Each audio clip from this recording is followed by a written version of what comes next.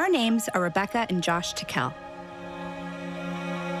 We're filmmakers, and our specialty is making films about the environment. In 2010, we made a movie called The Big Fix about an oil spill that happened in Louisiana. While filming that movie, I was exposed to a toxic chemical dispersant. My health suffered considerably, and I had skin rashes and other problems. Doctors said that I may even have problems conceiving or bearing children. In spite of the warnings, we decided to try to have kids anyway. Even knowing the risks didn't make it any less devastating when I had a miscarriage.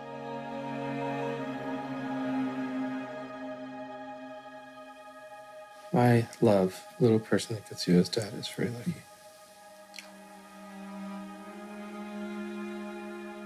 Really? Now she's looking at you. Oh, she lifted her hand. Oh my God. That's so... When we got pregnant with our daughter, the doctor said there was a birth defect, and there was a chance she wouldn't make it.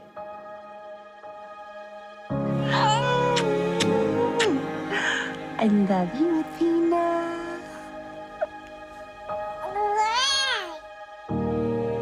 Miraculously, she was born healthy and happy.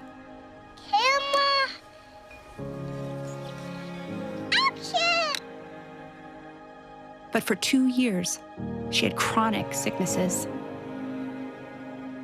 And we were in and out of hospitals almost constantly. So we decided to look at all of our options. And nothing was off the table. Call your doctor if your depression worsens or if you have unusual changes in behavior or thoughts of suicide. Symptoms of a serious allergic reaction may include itching, rash, or difficulty breathing. Tell your doctor if you experience new or worsening cough, chest pain, shortness of breath, diarrhea, severe stomach pain, or tenderness. The dichotomy between alternative and traditional medicine is a false one. So first off, what we have to talk about is what exactly is CBD? There are some natural doctors out there who literally claim they know everything. So they're telling you about vaccinations, they're telling you about everything that you should do. I think you need to be very cautious as a consumer of healthcare. There are medical doctors out there who offer some of this hocus, I'll call it hocus pocus. Virtual dolphin therapy. It's the most relaxing experience you could ever have. Snake massage therapy. Urine therapy. And the only thing I can do is to drink my own pee. Finally, a friend gave us a copy of the book called Earthing. The premise? By planting your bare feet on the ground, your body will begin to heal itself. Could such a simple thing help our daughter get better?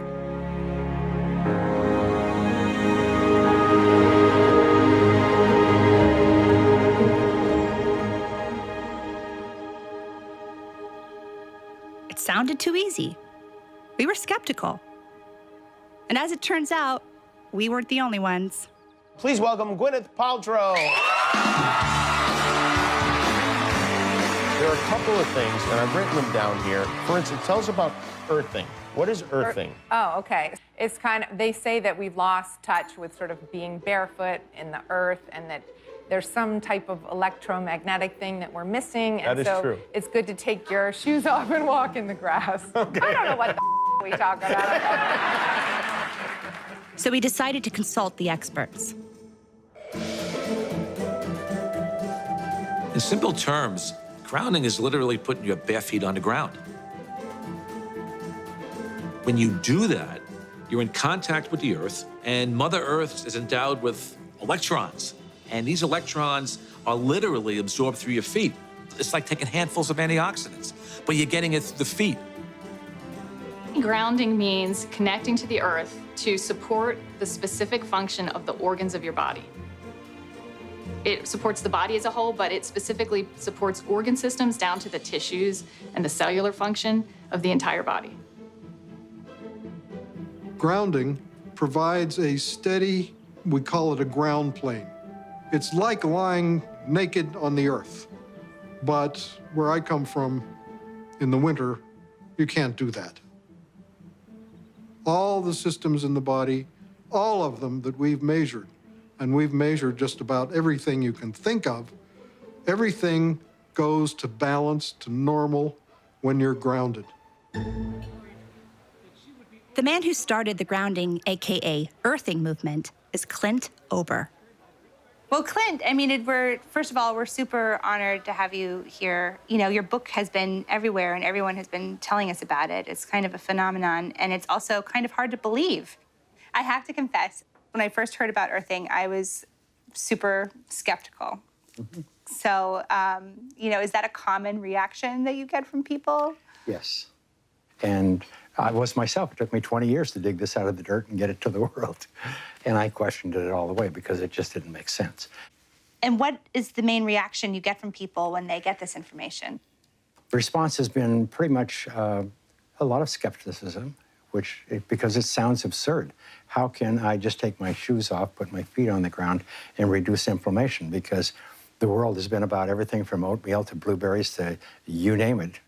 It's one of those things you can talk until you're blue in the face, but until you experience it, you're not going to believe it. But once you experience it, then the biggest trouble you have is trying to explain it to somebody else.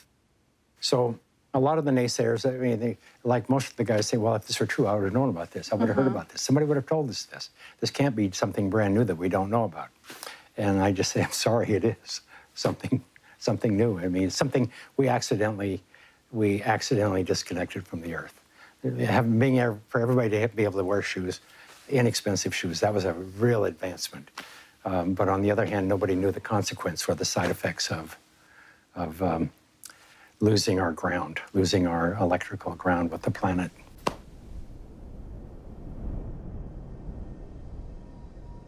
I grew up around Native American people, primarily the Cheyenne and the Crow.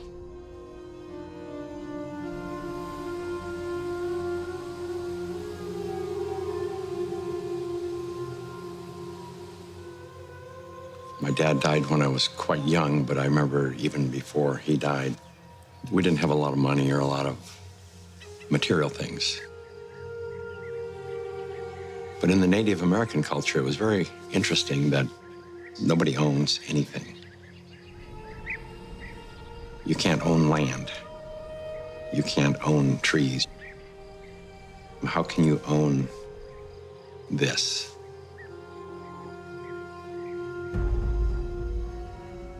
And then there was an event where one of my friend's sister, a little Indian girl, had, I believe it was scarlet fever. She'd been to the doctors and all that kind of stuff, and she wasn't getting well. And they brought her home, and there was nothing they could do for her, but everybody was real traumatized by it.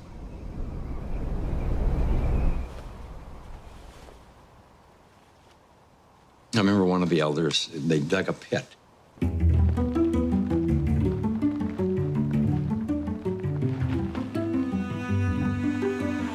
And put a little bit of straw in it, whatever. And they put her in the ground, on the earth. Built a fire there and just sat with her for like days.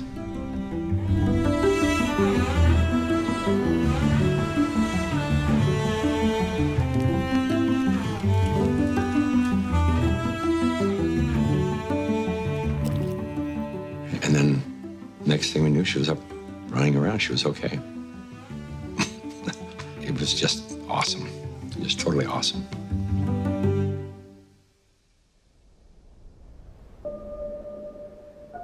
There were many things that kind of stuck in my memory as I got older, and one of them was, I remember coming home one day, and we were going to go into one of the kids' teepees with his parents, and the mother said, "Take those shoes off, they'll make you sick." Why she would say they would make you sick, well, I wouldn't have had a clue at that time.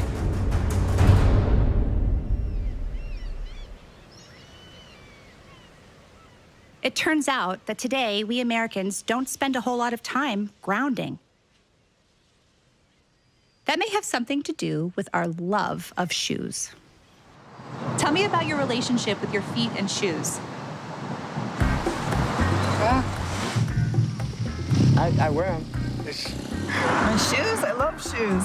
Oh my God. It's more of an addiction. Yeah.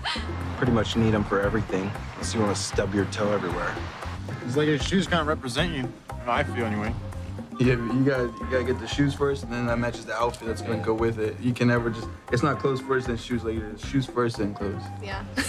That's like my biggest thing. I stub my toe every day. How many pairs do you think you have? I think of Doc Martens alone, I have 10. Oh God, no. Maybe 10, but only a few pairs that I like. I'd say 50 or 60 pairs of shoes. Have you guys ever heard of grounding? No. No. What is that? Do I know much about grounding? Yeah, I have 2 kids. Yeah, I ground them all the time. Grounding? Oh, it's like spiritually, like connected, becoming like more grounded and connected to the earth. There are some people who think that walking barefoot could bring some health benefits. What do you think of that? I agree but disagree. I don't know. That's a load of baloney. I don't know. Like when you go barefoot and you like touch like the warm sand or you go like to the ocean, it just like feels like better. Like your body like feels more calm or something. I think the benefit, if we could, would give me personally, more of like a connection to my life, to all the life around me, you know what I mean? Now that you think of it, I mean, when I go barefoot, maybe at my house or something, it feels nice. Maybe that's the stint that we have, is things that we don't even recognize like shoes in the first place. Do you feel like more people could benefit from being grounded? Oh, for sure. Absolutely. It's healthy. It's healthy. It's natural. I actually got yelled at a lot by my parents because I would try to go barefoot everywhere, even in the snow.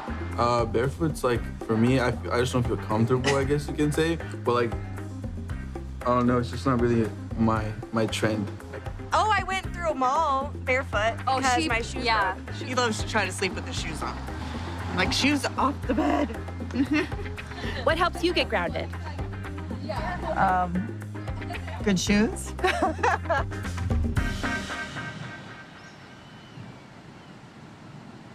But shoes haven't always been such a big part of our culture. Okay. What's the deal with these? Well,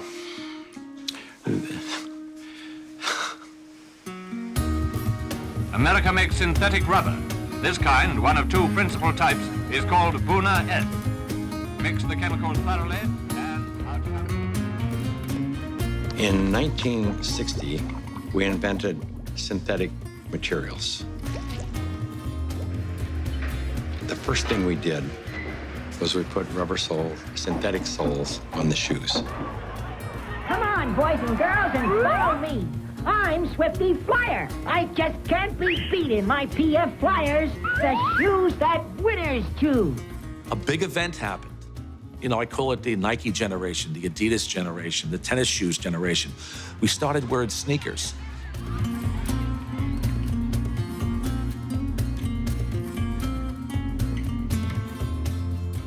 "95% of people walk insulated on the earth." So it's the most common sense thing that we are organisms that live and grow and depend entirely on the earth while we're alive. And yet we have completely isolated ourselves from it. We're so disconnected that it becomes this weird thing if we actually slip our shoes off. You've heard it before, celebrities are just like us. Or are they? Elle Fanning did something the other day that probably a lot of you may not do. The 18-year-old actress landed at LAX airport late one night. Looked pretty comfortable, but it was what she wasn't wearing that was getting people's attention. She walked barefoot throughout the airport. This was the single thing that happened that probably caused the proliferation of inflammation-related health disorders far and above anything else. This is the most destructive invention that man ever made, the synthetic sole shoe. This is so incredible. This is Nobel Prize material. Basically, what we're trying to demonstrate, what we're going to demonstrate here is to show that when you stand barefoot on the earth and you touch the earth, that your body is conductive. And what this is basically a continuity meter. So what I'm going to do is plug it into the earth, like so. And I'm going to put my hand on it, and you can see, or my finger on the back of it, you can see that the light turns green, and that means that I'm grounded. To illustrate this, Sam here is wearing a pair of tennis shoes, and when he puts it on, turns it on, you can see that he's not grounded. But because I am grounded, I am barefoot on the earth, when I touch Sam, he is naturally grounded. From Atlanta, Fulton objective, December 7th, 19... Like many great discoveries, Clint Ober stumbled onto grounding as a result of an unusual sequence of events. I got involved in the cable industry in the early 60s. I first learned the need to ground cable signals as we were developing the industry. When you run a wire into the house, before you can go into the house, you have to ground the cable. Grounding is to maintain the entire system in a stable electrical environment. I mean, you have miles of wire hanging up there in the air. If there's lightning in the air, it's going to hit the cable. And so what you want to do is create a path to ground for the lightning so that it doesn't enter the house or blow up the TV or create a fire. So any electrical event is maintained at earth potential, automatically equalized with the earth and eliminated, neutralized. Clint had a background in the cable TV industry, and he knew that cables that come to your home with TV programs have to be grounded. If they're not, two things can happen. You get snow on the screen, the picture is terrible, and the other is you get a knock on the door from the Federal Communications Commission because the signal is disturbing aircraft communication. It leaks into the environment. Just as ungrounded signals wreak havoc on radio communications, there's growing concern that because we are not grounded, we absorb tremendous amounts of electromagnetic radiation from our modern devices. EMF stands for electromagnetic field. We are all immersed in electromagnetic fields, from Wi-Fi, from the wiring in our homes, and it disturbs our electrical balance. We get charged. Inside of our bodies, we get electrically charged. Some people have as much as 20 volts on their bodies, and that's not good for you. But in our natural state, the Earth has a built-in system to ground our bodies.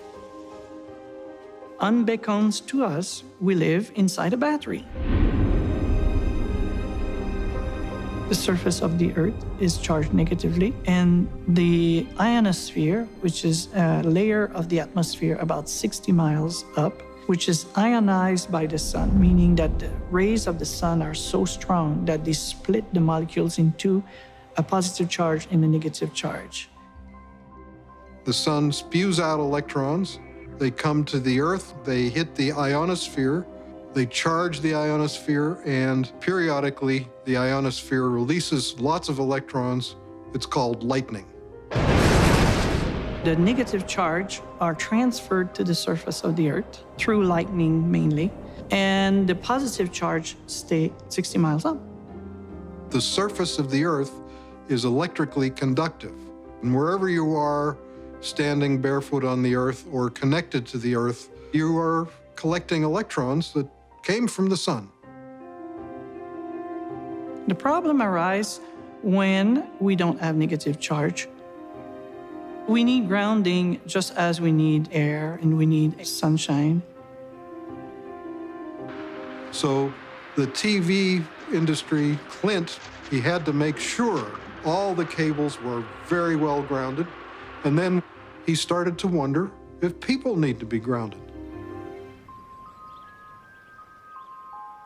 And what I saw with cable TV was, it was bigger than Billings, Montana. The world was bigger than where I lived. I ended up in Denver, Colorado, working for Telecommunications Inc. One day, I was home with my children, and I had bought them computers. We could do checkbooks and play games. That was all we could do with them back then. It just dawned on me I said, that's a TV set without a signal. So I had this brainstorm, and I thought, well, let's go get all these wire services together and put them into a unified data stream, feed them over the satellite and down the cable system, feed them into a computer. And the main thing that happened at that time that was probably very significant for the cable industry was we created the first cable modem.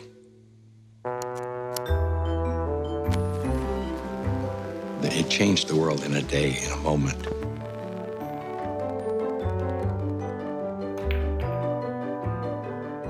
I was living in a 5,000 square foot A-frame log cabin on top of a mountain in Evergreen, Colorado.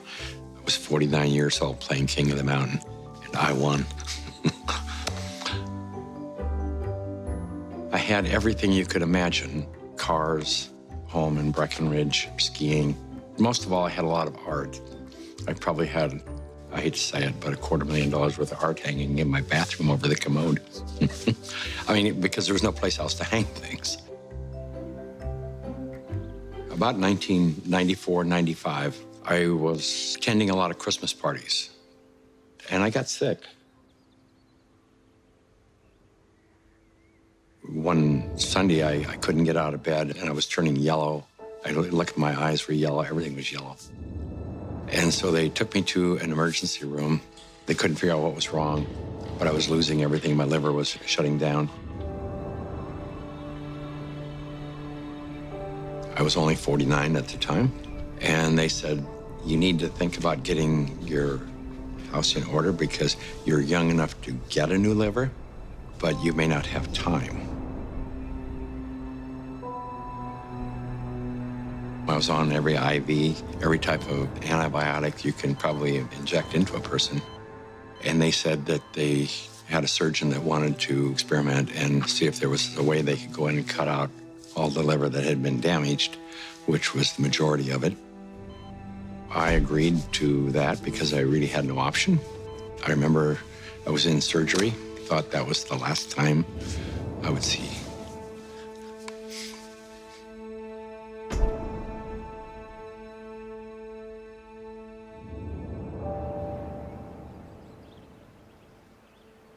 And I woke up a few days later in ICU. And I remember my secretary was right here in my face. My first thought was, I didn't know that you had died. The pain started coming on, then I realized that I was still here. It took about a year for my energy to recover. One morning I woke up and I looked out the window and I noticed that everything was more energetic. The sky was vibrant. Everything was vibrant. I thought I was left over from drugs. I didn't know. But I looked around the room that I was laying in, and I said to myself that this is all crazy. This house, everything is crazy because I almost died. All I had ever done was collect these things, and I spent my life taking care of them. I didn't own any of this stuff because when I die, I go away. They really owned me. They owned my soul. I went through this feeling that I just had to get rid of everything, push everything away from me, anything that was material, even though I loved it and I spent my life collecting it and taking care of it. I had to push it away, so I called my children and I said, I want you to come and take whatever there is in this house that you want. One of them called the doc and said, there's something wrong with my dad. He needs to see a psychologist. And I remember seeing the psychologist and said, there's nothing wrong with me. This is what I have to do this. After disposing and giving and getting rid of everything, I decided I wanted to change my life, and I bought an RV and I went on a road trip.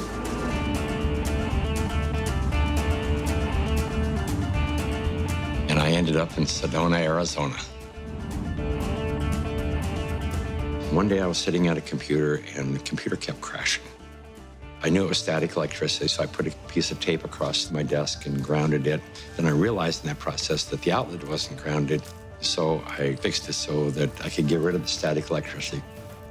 I didn't think too much about it. I walked outdoors and I sat on a bench. This tour bus pulled up, and it looked like they had just been to one of these outlet malls, and white Nike shoes were on sale. It just dawned on me, I asked the question, I said, I wonder if it's possible that humans are, we're no longer naturally grounded. I wonder if these shoes could be interfering with us.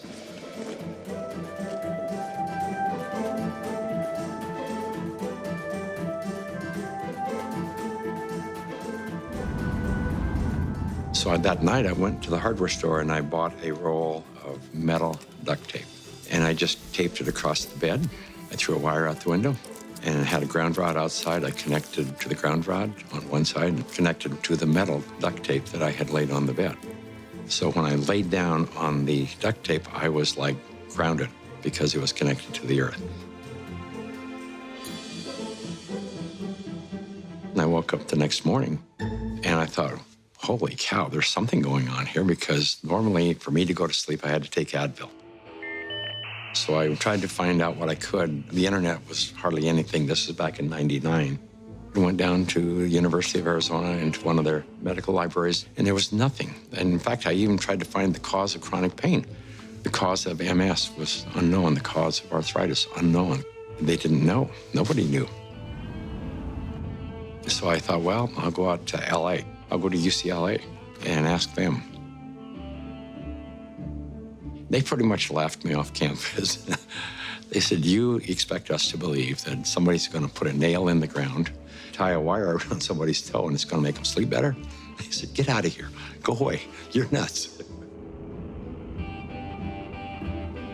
So I ended up having to put together my own study. I found an anesthesiologist in San Diego, and he says, I don't think there's anything to what you're doing. There's got to be an anomaly here. But I'll entertain you. He says, I will prove that you're wrong. And we grounded 60 people, and the reports that came in were unbelievable. TMJ disappeared, PMS disappeared, inflammation reduced, pain. Everybody slept better.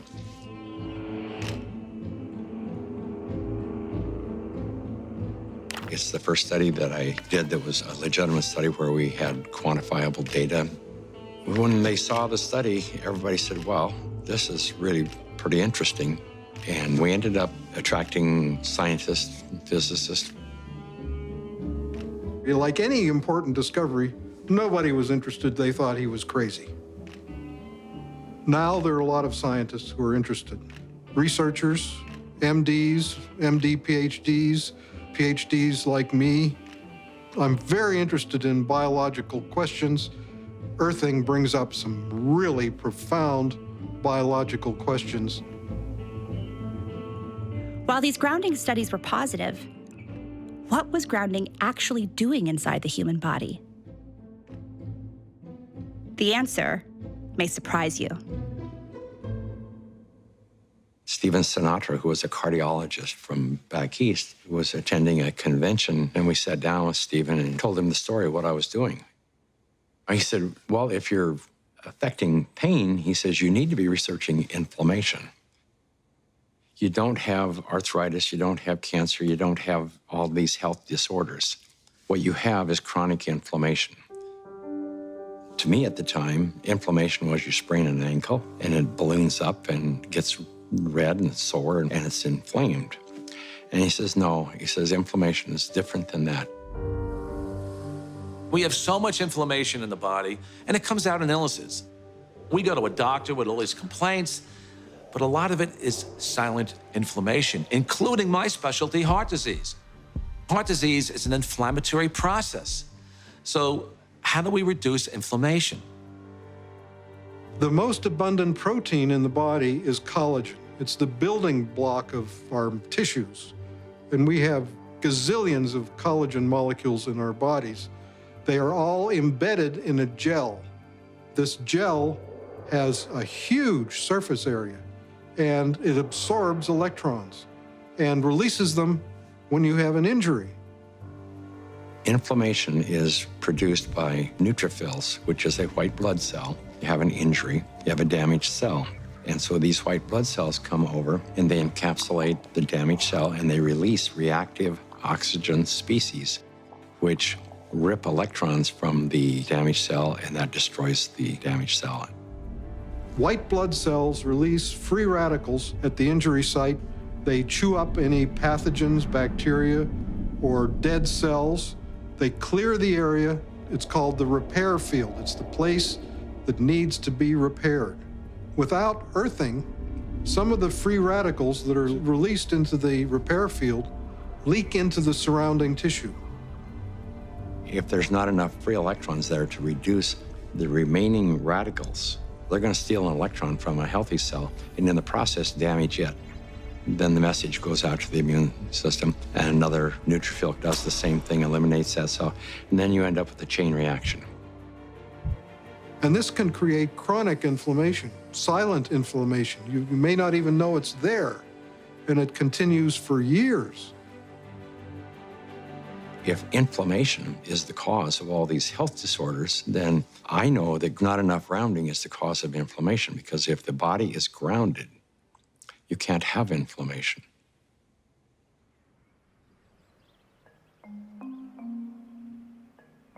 The initial grounding studies showed promise, but there was still a big question. Was grounding really achieving these results in the human body, or was it something else? A placebo effect of some kind? I am Senior Research Medical Scientist at North American Science Associates. I spent about 10 years working in the environmental area, 5 of those at the Environmental Protection Agency. And in 1980, I started working at the Food and Drug Administration, where I led a team of biostatisticians, and we reviewed clinical trials for new medical devices. I would guess that approximately 10% of the medical devices that FDA sees from inception would end up getting approval at the end of the day. So I would review them very critically. A couple of years ago, my 92-year-old mother was suffering from peripheral artery disease, and that would require them to do an intervention. They would go in and have to clean out her femoral artery, put in a balloon or stent. They usually have to go in every 6 or 9 months to clean out the artery, and I felt at that age they couldn't keep doing this. I had tried most everything, and I was looking around and I saw this thing on earthing, that earthing might be helpful for peripheral artery disease.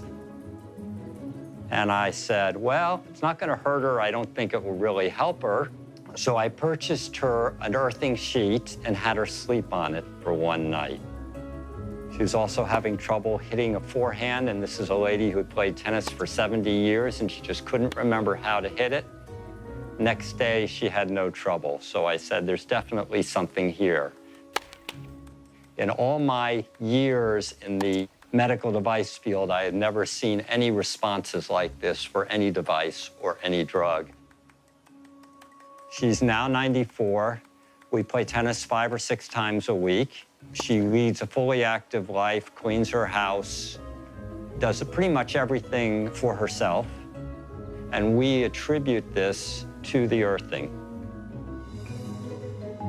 It's done a great deal. I was having problems, well, with my legs. It was hard for me to walk, and I was quite certain I would never be able to play tennis and do other things that I wanted to do. And it improved greatly, and I went back to playing tennis. Not as good as before, but pretty good anyway. It just changed my life. I didn't have the worries that I had before that something bad might happen if I kept trying to do things. I should just go ahead and try everything. This is the biggest development I've seen in the medical field in my 5 decades in public health and my 3 decades in the clinical trial field in medical devices. I just have a hard time believing this is a placebo effect.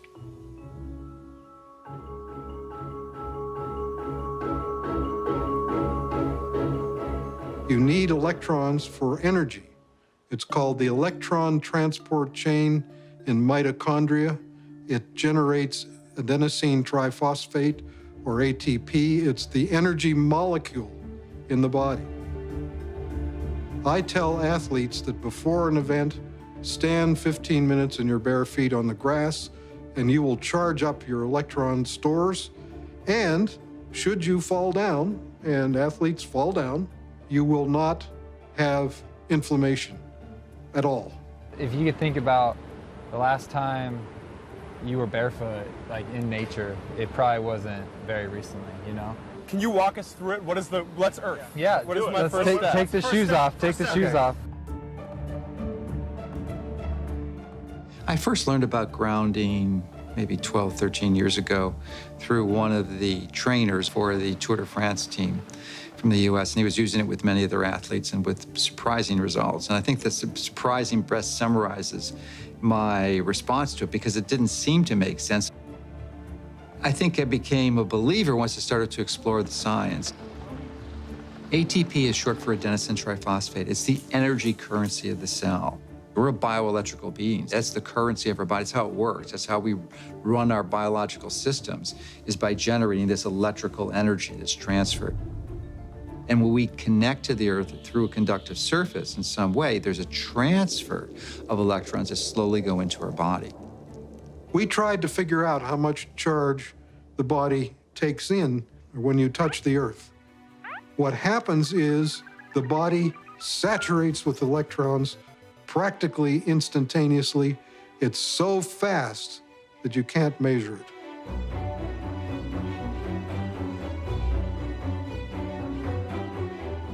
So electrons from the Earth enter the body right away, and they coat the red blood cells so that the cells repel each other. And then they can't clump, and the blood viscosity goes down. It's easier for the heart to pump the blood pressure goes down. All kinds of cardiovascular issues, they go away.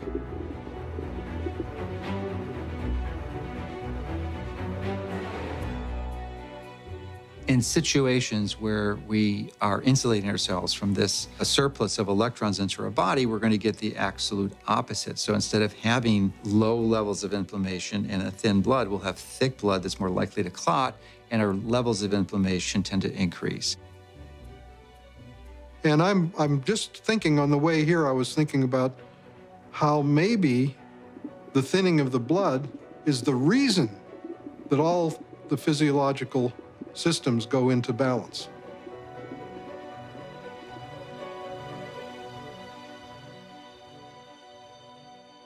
Of all the grounding studies, the one that really got our attention is called Electric Grounding Improves Vagal Tone in Preterm Infants.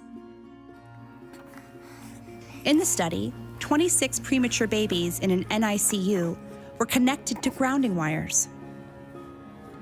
The heart rates of the grounded infants stabilized, and their vagal tone, a critical measure of infant health, increased by 67% with grounding.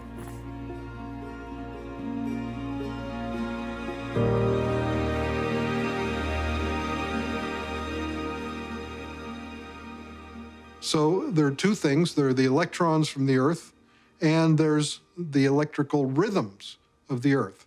And that's very important for setting our biological clocks. For thousands of years, spiritual masters have taught the benefits of meditation and sitting on the earth. That's why some people believe that earthing and meditation go hand in hand. The world is constantly, every situation, every event, every relationship is really a reflection of yourself. Okay, I would like, if you agreed to it earlier, but Sure. could you do a guided meditation with us? 2 minutes? Sure. So would you all put your feet firmly on the ground, keep your hands in your lap. Everything that we call the environment is actually our body. If everything wasn't as is in the solar system, the Earth wouldn't spin on its own axis, and it wouldn't go around the sun. There would be no seasons. So your biological rhythms, circadian rhythms, are the Earth spinning on its own axis. Your seasonal rhythms is the Earth going around the sun, and they're programmed into your body. If you disconnect from your cosmic body, because that's what the Earth is, part of our cosmic body, you, in a sense, create the separation that results in disruption of your biological rhythms. Everything linked from dis-ease, discomfort, to inflammation starts with this disconnect, everything. Now we know that if somebody walks barefoot on grass or the earth or on the beach, at a very fundamental level, basically, the free radicals that are built up in your body as a result of stress and inflammation, they are neutralized. But what is really happening at a fundamental level is you're restoring your biological rhythms and bringing them in alignment, or you might say synchrony, with the Earth, which is connected to the entire cosmos. And slowly open your eyes. That was so cool. Come on. I was trying to. Thank you so much. Thank you. I am so grateful for you. The analogy would be a good orchestra. If they're all playing by themselves, what you hear is noise. But if there's a conductor, there's a kind of a coherence, entanglement of these frequencies, you hear music. So there's a cosmic symphony that is playing itself out in your body right this moment. Maybe you can't hear the tune, but you're dancing to it anyway. If you take a microscope and you look at a piece of wood and you go down, down, down, all of a sudden, there's nothing there. There's molecules, but they're not even connected. What's holding them together? What's the force that's holding everything together? Electromagnetism. Our body is electrical. This is all electronic equipment. The heart, the lungs, the brain. I mean, this is electrical equipment. It's all electrical. Everything is electrical.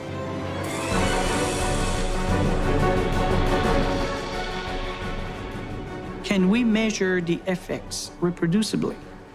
The answer to that is yes. We now have 20 studies. There's 21 published studies in the medical literature on earthing and grounding, and this is peer-reviewed stuff. In simple terms, what earthing does is literally, it quenches the fires of inflammation, and if inflammation is the source of all root illnesses, including Alzheimer's disease, cancer, heart disease, diabetes, I mean, the list goes on and on. If you can impact inflammation and, squelch it, kill it, stop it, we're going to be healthier beings.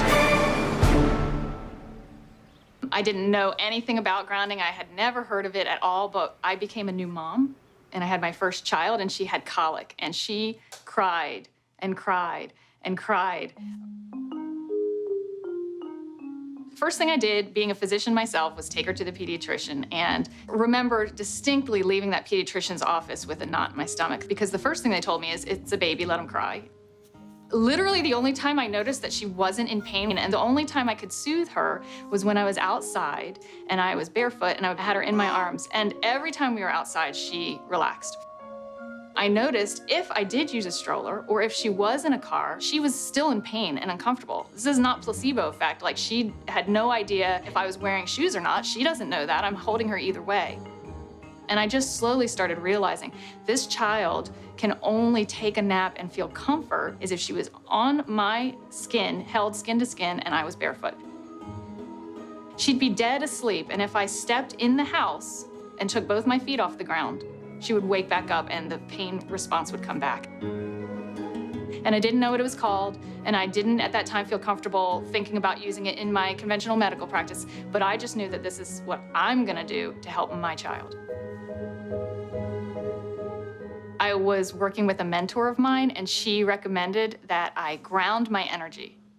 I didn't know what she meant by ground yourself. So the first thing I did was go home and look it up on the internet. And through doing a search about grounding, I found Clint Ober's work and the book about earthing. And I realized that it's a real thing and a real healing modality with tons of medical literature behind it. The light switch went on, and I thought, we're doing things completely backwards here. A typical day for a child is completely ungrounded. Most children wake up sleeping on a bed that was not grounded in a house or a building or on a floor that was insulated from the earth. And then they go immediately into a classroom that's insulated. And even on recess, in the recess period, they go outside and are literally fenced in and are paved with asphalt. And then they have after-school activities, which are either indoors or if they're outdoors, they are literally required to wear protective gear. And even if they're exercising for 2 hours after school, 100% disconnected from the earth. And then they go home and they go inside and they eat dinner and they do homework all hours of the night, and then they pass out in an ungrounded bed. So that's a 24-hour period of time completely ungrounded, and that goes on day after day after day.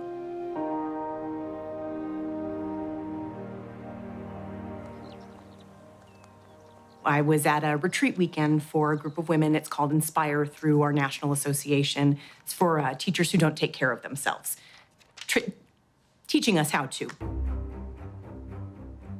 The first day I got there and our leader said, you need to go ground. And I'm like, okay. They grounded us. And within that half hour, there was no need for medication, and I had been taking 2 Motrin every 4 hours for almost 3 weeks. The district that I am in already actually has, with Clinton, a school that has a grounding classroom. One of the reasons that the other teacher pushed so hard to get this room, she had a group of students that had significant behavior issues, and they would rip their shoes off and go running out of the room, and they would all over campus looking for them. They would always find them in the planters by the trees. But I had one teacher tell me in a special ed class that they had runners. And what a runner is a kid who just runs out of the classroom and they take off and everybody has to go find where the student is. I realized that these kids who are the runners, they're running out to the far back corner of the school campus, and it's the only place that has grass, and they're sitting down on the grass. And so I went back and I talked to my special education director, and I said, can we try this? Can we try this with some of our students with autism? I brought it into my room, and I have a student with autism, very severe autism. He's completely nonverbal, and you know, it's a good day when I can get this child to sit for 10 seconds. I pulled my mat out, I cleaned it off, and I took his socks and shoes off, put his little feet on it. That boy sat for 7 minutes straight and played with me. He sat for 7 minutes straight. So I took that back to my boss, and that is something that our school district is looking into, is getting more schools with classrooms that have grounding in them. I've heard stories from teachers in classes where their students are grounded that they have half the level of referrals for discipline. Some students who were in tears because they were experiencing success when before they were experiencing failure with their behavior and discipline. I've heard stories from teachers with autistic children who have been grounded, where they have less of what they call the meltdowns. And the meltdowns are less frequent and shorter, and they come back into the classroom and they're learning more than they had learned prior to the grounding. How much of it is that they're just so out of control in their mind, and there's so many things that they, and these kids, our campus is concrete. There's no place. Even when they're in PE, they've got tennis shoes on. There's no place for them to be grounded. It's amazing what happens, not just with the teacher at the front of the class, but what can happen with the student sitting in the class. And just think if every single student and every single teacher and every single classroom and every single school across this whole world was grounded. It turns out there's a reason kids love to put their feet on the ground. And these guys claim to know why. Hey, my name is Finian. I'm Lauren. And my name is Ryland. And we're Kiss the Grounds. And our mission is to inspire participation in global regeneration, starting with soil. We evolved very connected to the soil, with our feet in the soil, our hands in the soil. And what this means when you're connecting with it is just starting to be discovered. You know, there are papers and things in science that are just very recent coming out telling us that actually touching soil is helping to make your immune system stronger. You can feel it. When you're working in that regenerative relationship with nature, it feels different, it changes lives. And one of the biggest sources of suffering in life is the experience of being disconnected. And disconnected from what? Nature. And the basis of nature is our soil. The coolest thing about connecting to soil and the planet is it really makes you happy. It feels good. And now we have science that shows that it's a cure for depression.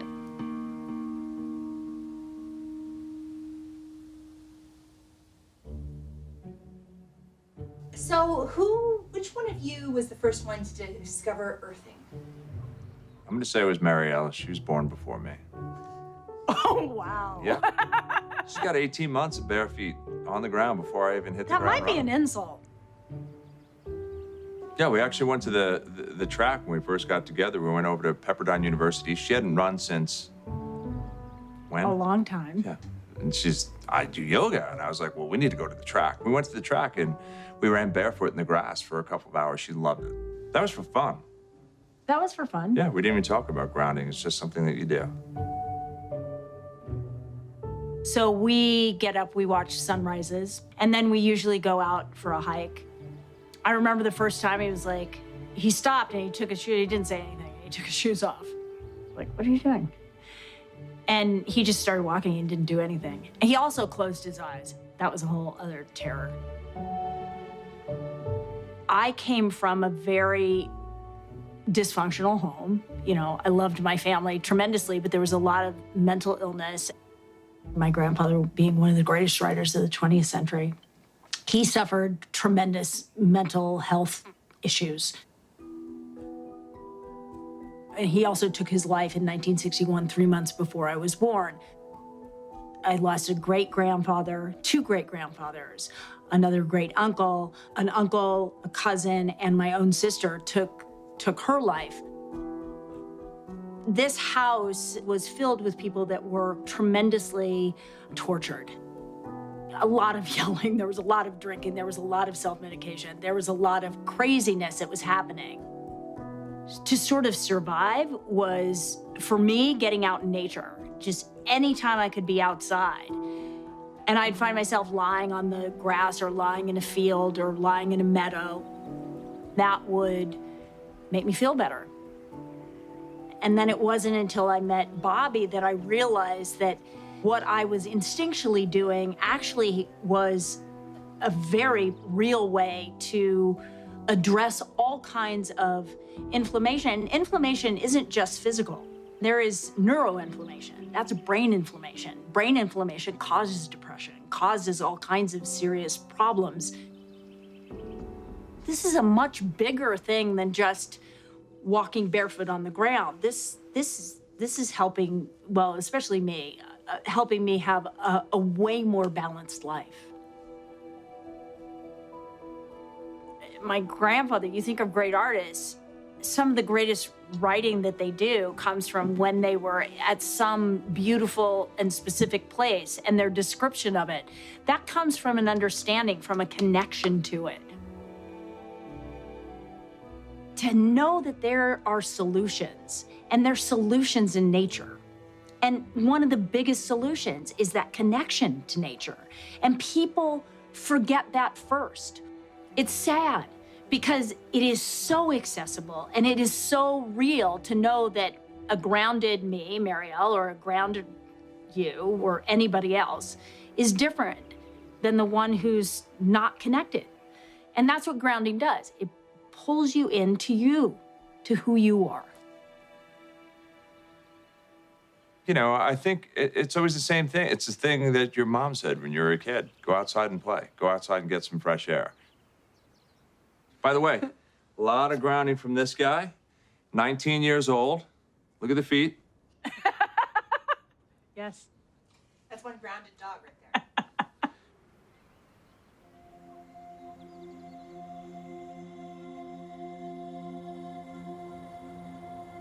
I first heard about grounding, I want to say about 7 years ago.